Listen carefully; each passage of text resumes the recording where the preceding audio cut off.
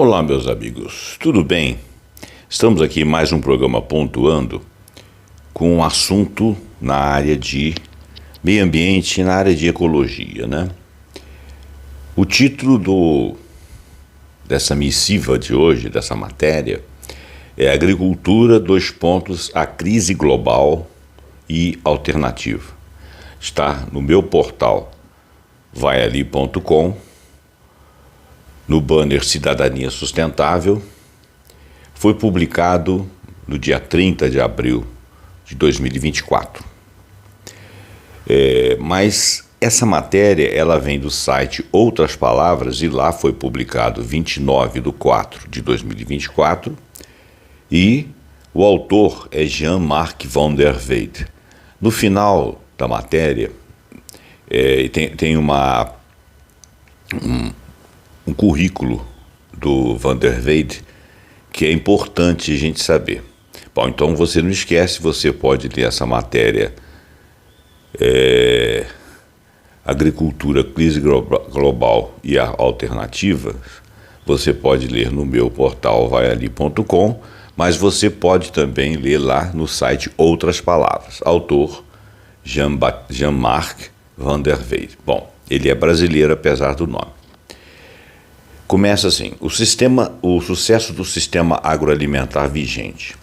Desde meados do século passado, o sistema produtivo conhecido como Revolução Verde expandiu-se celeremente e hoje ocupa a totalidade das terras cultivadas nos países desenvolvidos e a ampla maioria daquelas dos países antigamente chamados de Terceiro Mundo e hoje Sul Global.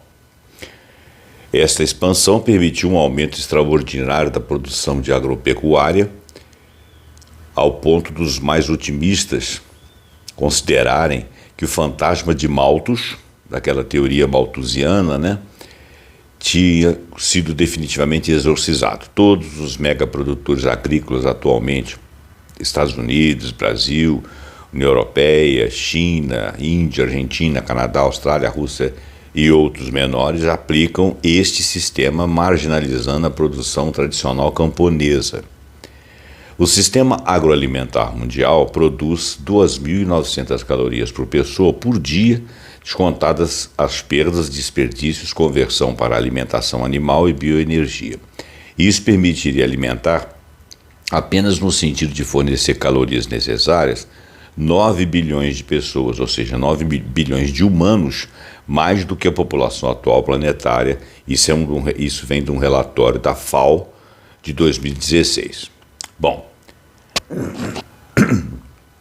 todos os analistas insistem que as causas da fome e a subnutrição no mundo se explicam por problemas de acesso à alimentação e não por falta de produto.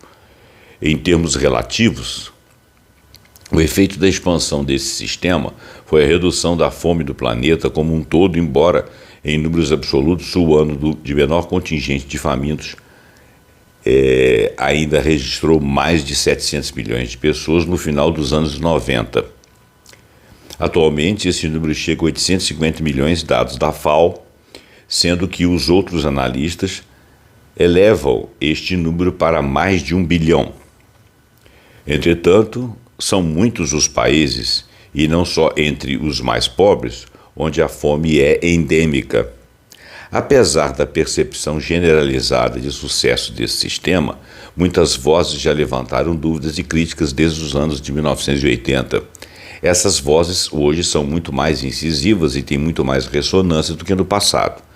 Entidades pouco suspeitas de ideologismos, como vários organismos da ONU, a FAO, UNITAD, Relatoria do Direito Humano à Alimentação, o UNDP, o NEP e outros, o IPCC e até, em termos menos críticos, o Banco Mundial, vem publicando estudos e projeções cada vez mais veementes sobre a crise alimentar mundial e seus prováveis desdobramentos. O estudo elaborado pela IAASTD, que é a International Assessment of Agriculture, Knowledge, Science and Technology for Development, É chato ficar lendo essas coisas, né? Mas desculpa. Promovido pelo Banco Mundial e pela FAO e apresentado em 2009, indicou múltiplos fatores de insustentabilidade do atual sistema agroalimentar mundial, depois de 4 anos de pesquisas com centenas de cientistas, confirmando uma ampla gama de estudos parciais realizados nos últimos 20 anos por dezenas de entidades multilaterais e nacionais. Sinais de esgotamento do sistema, é um subtítulo. Os sinais da crise começam com a percepção de que o sistema tinha chegado na segunda metade dos anos de 1980 a um estancamento. E isso se mediu por vários fatores. O primeiro deles foi a diminuição ou o estancamento e até decréscimo do ritmo de aumento das produtividades das culturas com as novas variedades desenvolvidas cientificamente, oferecendo apenas pequenos incrementos a cada ano após 3 décadas de avanços significativos. Estes modestos incrementos, entretanto, não chegaram a compensar o aumento do número de consumidores. Quer dizer, houve incremento, não foram substanciais, mas face ao crescimento da população, não chegou a compensar. O número foi a crescente necessidade de aumentar, o segundo fator, foi a crescente necessidade de aumentar a fertilização das culturas apenas para manter produtividades. O terceiro fator foi a perda de produção devido à multiplicação de pragas e doenças sem que o uso, mesmo ampliado, de agrotóxicos pudessem controlá-las. O uso da engenharia genética foi anunciado como um grande salto à frente, mas após 30 anos de aplicação resultou apenas em avanços nos lucros das empresas de biotecnologia. Não houve avanço em termos de aumento de produtividades nem diminuição do uso de agrotóxicos. Isso sem levar em consideração os cada vez mais numerosos e dispendiosos processos de consumidores contra as empresas de biotecnologias condenadas pelos impactos que elas provocavam na saúde, quer dizer, elas tiveram que indenizar. As carências estruturais do sistema agroalimentar é um outro subtítulo. As mencionadas críticas, já preocupantes por si mesmas, empalidecem quando se analisam os impactos já visíveis e as previsíveis carências inerentes ao próprio sistema. O sistema agroalimentar está submetido a um conjunto de fatores que o estão levando a uma crise terminal, colocando em risco toda a humanidade. Qualquer um desses fatores leva à inviabilização do sistema, mas a sua combinação acelera o processo. O primeiro fator tem a ver com o fato de que o sistema agroalimentar depende de recursos naturais para produzir. 2 pontos: os renováveis, como solo, água e biodiversidade, e os não renováveis, como petróleo, gás, fósforo e potássio. Os primeiros estão sendo destruídos e os segundos estão sendo esgotados. Outros subtítulos: esgotamentos dos recursos naturais não renováveis, petróleo e gás. Bom, o esgotamento das reservas do petróleo é objeto de debate desde os anos 1950 do século passado, quando o geólogo americano King Hubbert projetou o esgotamento das reservas americanas para o ano de 1980. A projeção de King se confirmou, mas a que ele fez para a produção mundial do ano 2000, não. Mas esse erro, desculpável pela maior dificuldade de acessar todos os dados precisos em um mundo, foi de apenas 8 anos, porque em 2008 já se estava esgotando de fato. Hoje ninguém discute o fato de que a oferta do chamado petróleo convencional estancou em 2008 e hoje oscila levemente em um patamar estável. Como a demanda não parou de crescer, a corrida para explorar petróleo em formas ditas não convencionais explodiu, estimulada pelos preços mais altos do petróleo convencional. O dito petróleo não convencional é o explorado em águas profundas, como, por exemplo, o nosso pré-sal ou as jazidas do Golfo do México e do Mar do Norte. Todos, menos o primeiro, que é o pré-sal do Brasil, já estão em declínio acentuado, do Golfo do México e do Mar do Norte. Também são óleos não convencionais ou extraídos das areias bituminosas do Canadá ou do fracking das rochas porosas nos Estados Unidos ou de depósitos de xisto.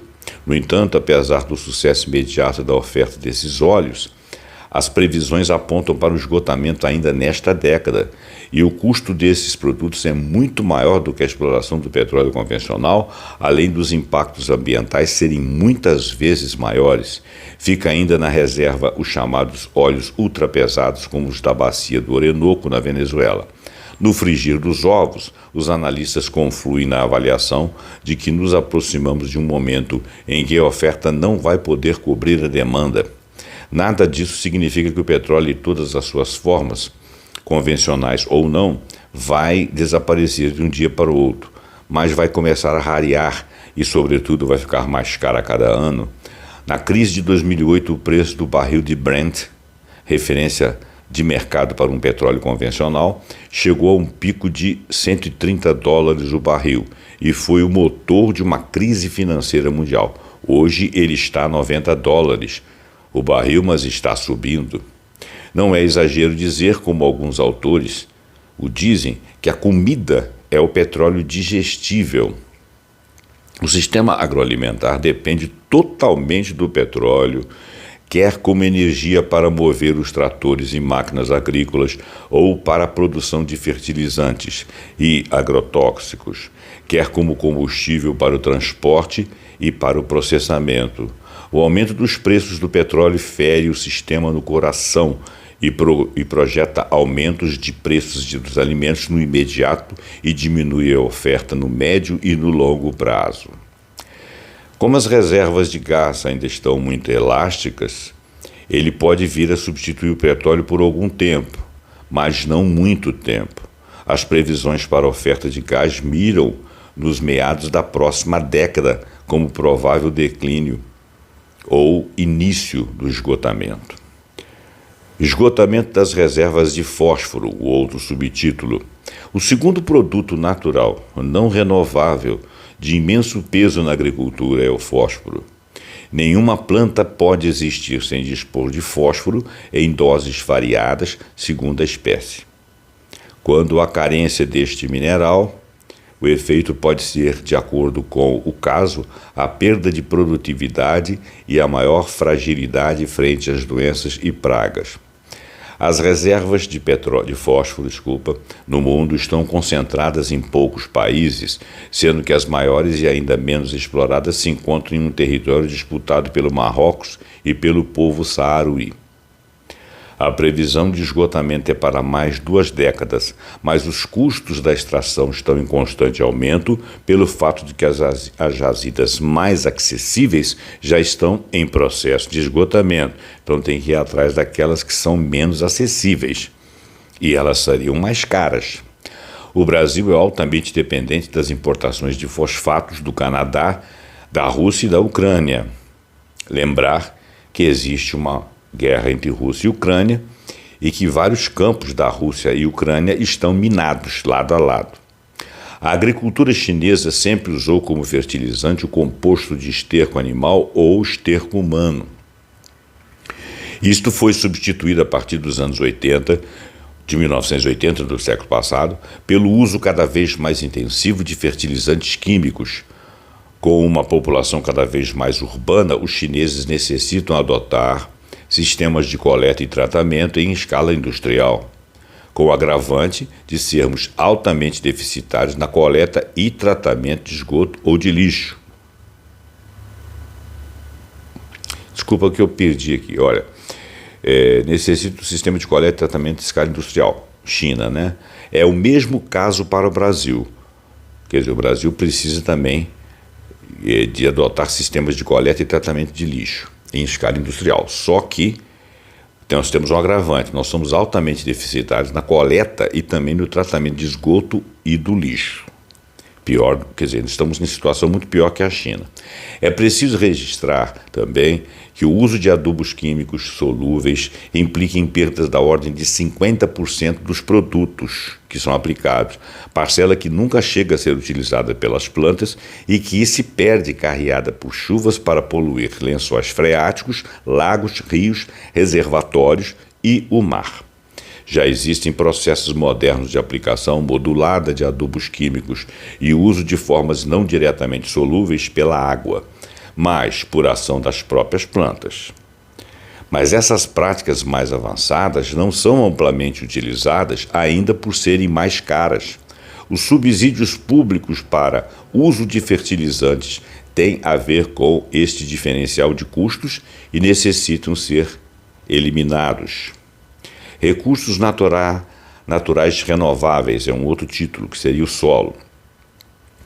Mesmo desconsiderando previsões mais pessimistas que indicam o esgotamento dos solos férteis entre 30 e 60 anos, não confirmadas por estudos científicos, há suficientes indicadores para que se acendam sinais vermelhos de alarme.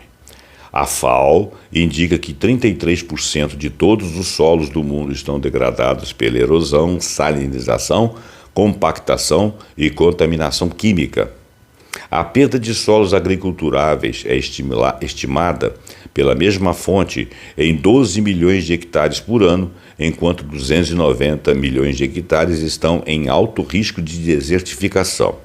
Já os processos de esgotamento de solos, com a perda de nutrientes essenciais, afetam a produtividade de 20% das culturas. Por outro lado, as áreas de pastejo têm decréscimos de produtividade entre 19% e 27%, segundo o tipo de bioma, que ele cita aqui Grassland e Rangelands. Essa informação vem do Department of Economic and Social Affairs, dados de 2012. Em todos os estudos mencionados, os impactos sobre o solo derivam das práticas de agricultura convencional. Agora vamos falar da água, outro subtítulo. O sistema agroalimentar dominante é o maior consumidor de água entre todas as atividades humanas em média mundial, 70% do total das extrações. Ou seja, esse sistema agroalimentar leva 70% das extrações de água para ele.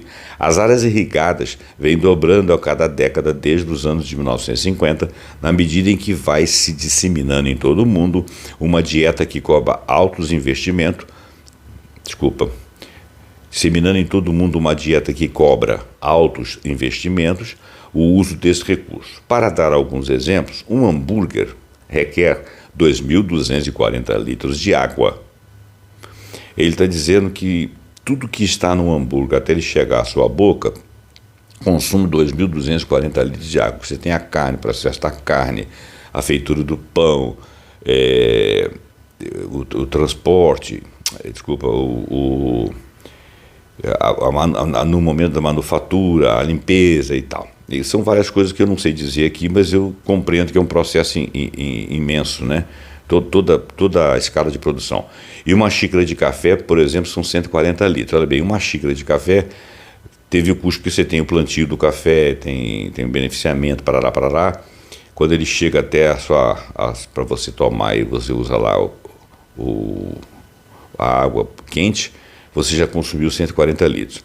A UNEP, United Nations Environment Program, adverte que se esta trajetória continuar, a falta de água vai provocar perdas de até 25% da produção de alimentos. O rebaixo de lençóis freáticos por consumo superior às taxas de reposição afeta maciçamente países como China, Irã, Índia, México e muitos outros. Por outro lado, vários grandes rios passam meses ao ano sem ter água correndo, fruto das retiradas para irrigação, entre eles o amarelo da China, o Indo e o Ganges na Índia, o Colorado e o Rio Grande nos Estados Unidos da América. Os grandes lagos como o Aral e Chad estão quase totalmente secos, enquanto grandes aquíferos vão esvaziando, como o Ogualala dos Estados Unidos e o Guarani do Brasil, que ele divide com o Paraguai. Estão sendo contaminados por agrotóxicos e por fertilizantes. Agora um outro subtítulo, biodiversidade. O abastecimento alimentar vem sofrendo um constante estreitamento na variedade de produtos ofertados. Das mais de 50 mil plantas comestíveis existentes, apenas 3, arroz, milho e trigo, responde por 2/3 de todas as ingestões calóricas dos consumidores e 90% de toda a alimentação depende apenas de 15 produtos. Historicamente, esta situação indica um alto risco para o abastecimento, sendo que ele é ainda mais grave pelo fato de que este reduzido número de plantas é produzido a partir de um muito pequeno número de variedades de cada uma delas. Variedades da planta, ele está dizendo. As perdas da biodiversidade agrícola no último século foram gigantescas, como demonstra um estudo do USDA, que comparou o número de variedades com sementes colocadas no mercado americano em 1903 do século passado, com aquelas guardadas no Laboratório Nacional de Estocagem de Sementes em 1983, indicando uma extinção de 93% delas. É um índice alarmante. Alterações climáticas globais, mais um subtítulo. Para além da perda dos recursos naturais renováveis e do esgotamento dos não renováveis, o sistema agroalimentar está seriamente ameaçado pelo aquecimento global e pelas consequentes mudanças de clima. Em primeiro lugar, é preciso lembrar que o IPCC, que é o painel, vem apontando a cada novo relatório uma aceleração do aquecimento global, provocado pelo crescente uso dos combustíveis fósseis e pela expansão da agricultura e da pecuária. A meta limite assignada no Acordo de Paris em 2014, um aumento de no máximo 1,5 graus na temperatura média mundial, estimado para ocorrer até 2040, já está sendo atingido em 2024. Não é ainda a média anual, mas nos meses mais quentes, esse índice foi alcançado e deve ser anualizado nos próximos anos. O IPCC já está indicando que um aquecimento de 2 graus Celsius é inevitável até 2030, mesmo se as emissões de gases de efeito estufa, os chamados GEE, forem eliminadas imediatamente. Isso se dá pelo delay, quer dizer, aquele tempinho entre você passar de um estágio a outro. Isso se dá pelo delay entre a emissão de gases e o efeito no aquecimento, que é ao longo de alguns processos, a partir da emissão. A agricultura industrial e o sistema agroalimentar como um todo têm um gigantesco impacto neste processo. As emissões de gases de efeito estufa da agricultura e da pecuária são 11% a 15%, junto com seu impacto nos desmatamentos, 15% a 18%, e representam 26% a 33% do total. Esse texto aqui ficou difícil, As emissões de gases de efeito estufa da agricultura e da pecuária, ele está dizendo que a agricultura emite 11% e a pecuária 15%, junto com seu impacto nos desmatamentos. O desmatamento em função da agricultura é 15% e da pecuária 18%, representam 26% a 33% da agricultura e da pecuária do total. Tá ok. Por outro lado, o conjunto do sistema agroalimentar, incluindo transporte, que é de 5% a 6% para um e para outro, o processamento de embalagem de 8% a 10% para um e para outro, a refrigeração e supermercados de 2% a 4% um e outro, e os desperdícios 3% a 4% também um e outro, chegam a representar 44% a 57% e 57% um e outro de todas as emissões dos gases de efeito estufa. Aqui tem uma citação, ETC e GRAIN, eu não sei se significa, parece que são dois institutos. O mero aquecimento do planeta impacta pesadamente a agricultura, provocado pelo estresse das altas temperaturas. Com o aquecimento alcançado, os fatídicos 2 graus são esperados efeitos de até 30% de perdas na produtividade nas plantas, dependendo da espécie. Ele está dizendo o seguinte, que se chegar a 2 graus, nós chegaremos a perder 30% da produtividade das plantas, dependendo naturalmente da espécie. Por outro lado, o clima está se tornando visivelmente mais instável e imprevisível, com secas e inundações mais frequentes e intensas, também com grandes impactos na produtividade das plantas. Maiores temperaturas também propiciam uma maior multiplicação de pragas, afetando as produções, quer dizer, um desequilíbrio total. Finalmente, o aquecimento está provocando degelo acelerado e a consequente elevação dos níveis dos oceanos. Marés cada vez mais altas já estão inviabilizando a produção em áreas costeiras baixas, em Bangladesh, Paquistão, Índia e China, enquanto enchentes gigantescas afetam milhões de pessoas em todo o mundo, obrigando o deslocamento em massa de populações. Para completar esse quadro sombrio, é preciso ainda lembrar que o IPCC predisse em 2018 que 32% da superfície terrestre será árida antes mesmo do aquecimento global chegar aos tais 2 graus. Em resumo, estes dados são apenas uma amostra do conjunto muito mais amplo de fatores que apontam para a conclusão a que chegou a FAO em um evento científico em 2014. Business as usual is not an option, que em bom português a tradução seria mais do mesmo não é uma opção. Bom, mas qual é a opção ou as opções? Isso aí é um subtítulo. Antes de apresentar as opções e discutir sua validade, é bom lembrar que a crescente onda de críticas ao modelo agroalimentar convencional não significou uma mudança nos rumos na forma de produzir no setor agrário. Todo mundo fala, todo mundo critica, todo mundo panfleta, mas não houve modificação nenhuma, mais do mesmo, conforme disse no parágrafo anterior. As formas alternativas de produção estão se multiplicando em todo o mundo, mas representam ainda uma pequena fração, uma diminuta fração do output total do setor agropecuário. Em outras palavras, os elementos apresentados acima como fatores de insustentabilidade estão se agravando e arrastando a humanidade para o desastre.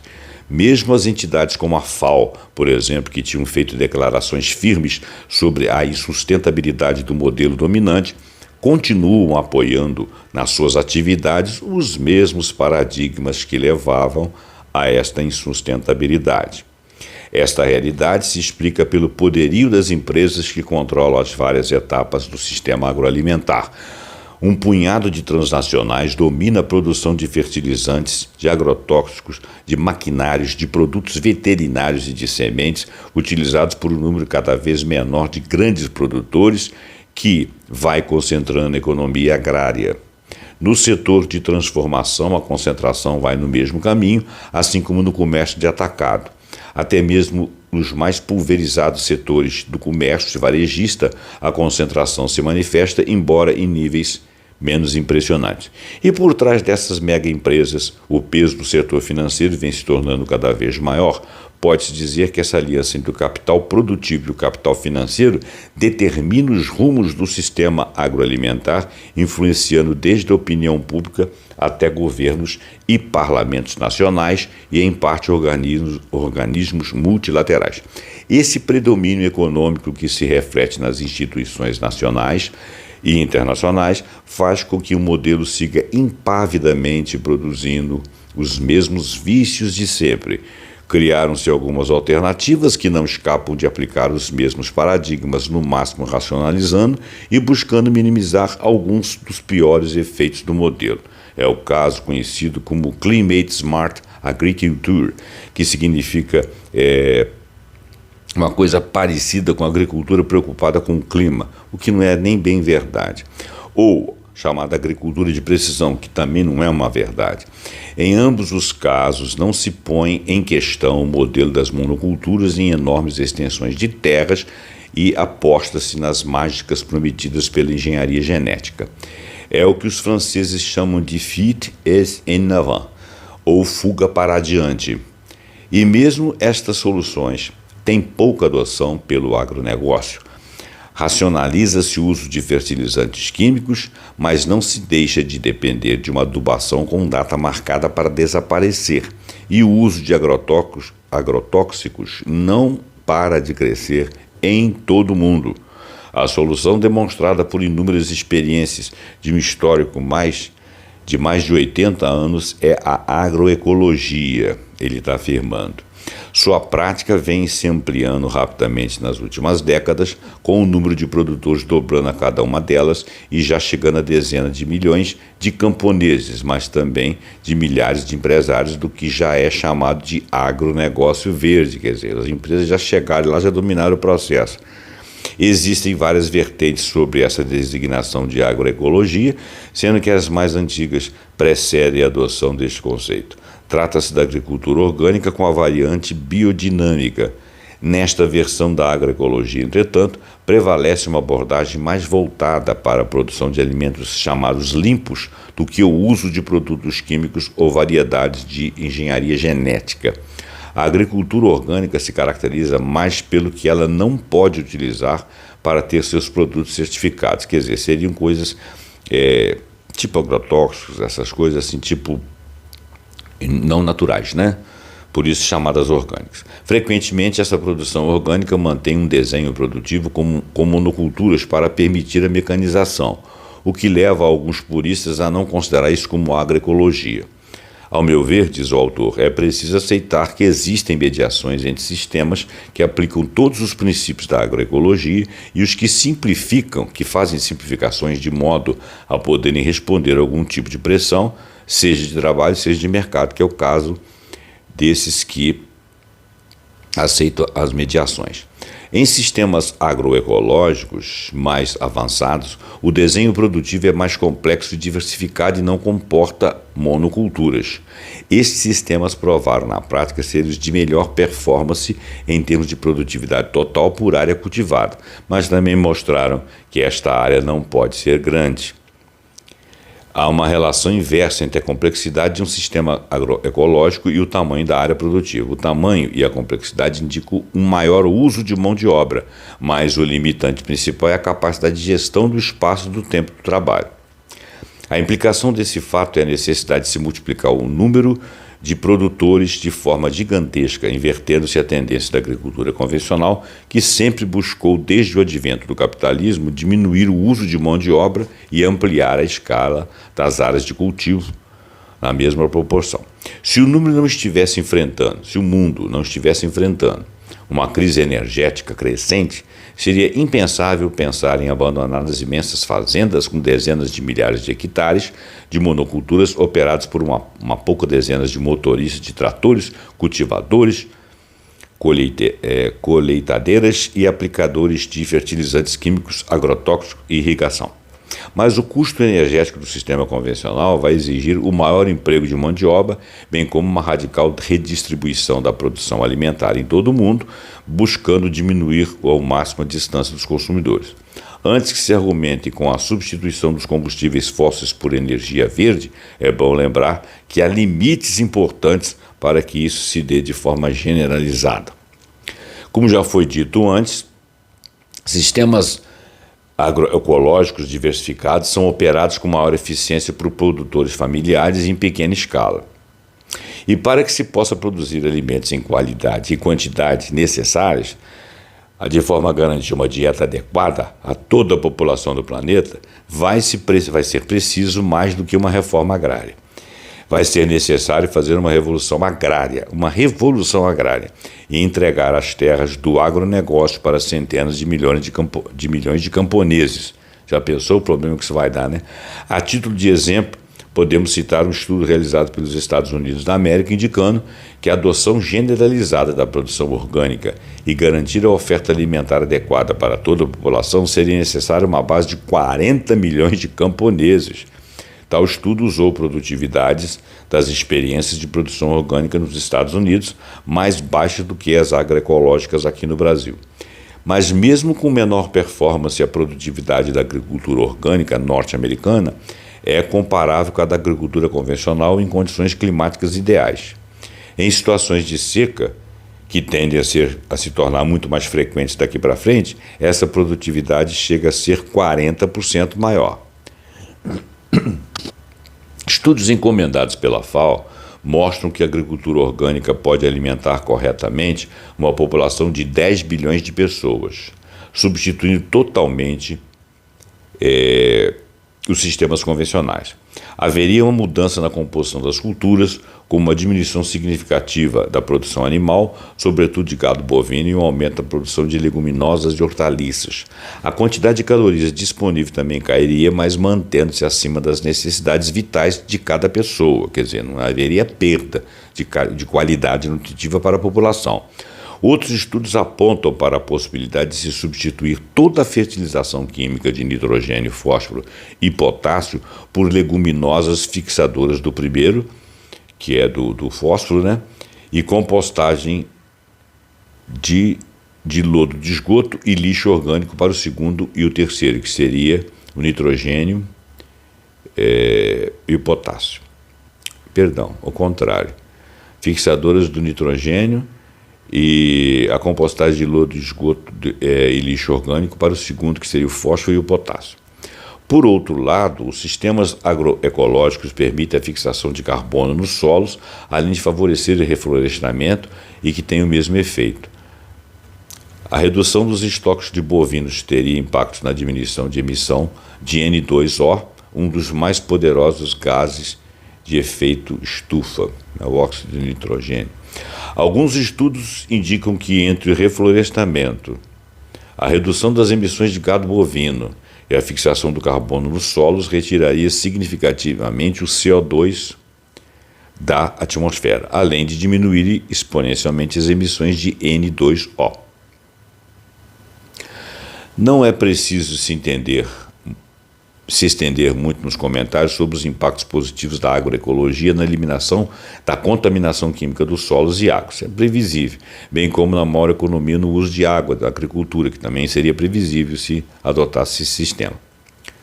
Esses resultados são inerentes à agroecologia, fazem parte dela. Para completar esta breve análise das implicações de adoção generalizada da agroecologia no lugar da agricultura convencional, é preciso indicar que o efeito social seria gigantesco. Transferir milhões de pessoas do universo urbano de volta para o universo rural vai ser uma imposição desta tal realidade da agroecologia, e para que isso seja possível vai ser necessária uma redistribuição de renda para remunerar corretamente uma produção vital, os alimentos e outros produtos agrícolas, como pagamento dos serviços ambientais do novo sistema, um imposto sobre a emissão de gases de efeito estufa e um bônus pela sua retirada da atmosfera favoreceriam esta redistribuição de renda. Todas essas mudanças têm implicações para a pesquisa científica, exigindo novas formas de produção do conhecimento. A prática mostra que a extrema diversidade dos sistemas produtivos na agroecologia elimina propostas centradas no monocultivo, marca da atual pesquisa agropecuária. A agroecologia é knowledge intensive, enquanto a agricultura convencional é input and energy intensive. Vai ser preciso combinar a investigação científica com a experimentação camponesa para que se possam ver redesenhados esquemas produtivos específicos para cada produtor. São novos paradigmas para o ensino das ciências agrárias, para a pesquisa e para a extensão rural. Esta nova distribuição do trabalho acontecerá de uma forma ou de outra. Se induzida pela compreensão antecipada da sua necessidade, ela enfrentará sobretudo a resistência do agronegócio. Se deixada para quando as crises se agravarem muito, ela vai se fazer em meio a imensas dificuldades oriundas de uma produção cada vez mais insuficiente e todas as perturbações sociais e políticas que não deixarão de se manifestar. Bom, esse é o final do texto. Esse texto desse Jean-Marc van der Weydt é um texto associado à conferência no evento promovido pela UFRJ, Brasil-China Innovation Dialogue, de 2024, Technology and Development, quer dizer, Tecnologia e Desenvolvimento. Aí tem aqui o nome do site, parará. Quem que é o Jean-Marc van der Weydt? É um economista agrícola e ambientalista brasileiro. Foi presidente da UNE entre 1969 e 1971. É fundador da organização não governamental Agricultura Familiar e Agroecologia, a ASTA, e ex-membro da CONDRAF, MDA, 2004 até 2016. Bom, terminamos aqui. Para não ficar mais longo, eu já vou me despedir. Esse assunto é muito importante. Por favor, se você veio até aqui, passe isso para frente, porque diz respeito à sobrevivência não apenas do Brasil, mas do planeta. Muito obrigado e até o próximo programa pontuando com algum assunto que nós acharmos muito interessante. Até lá.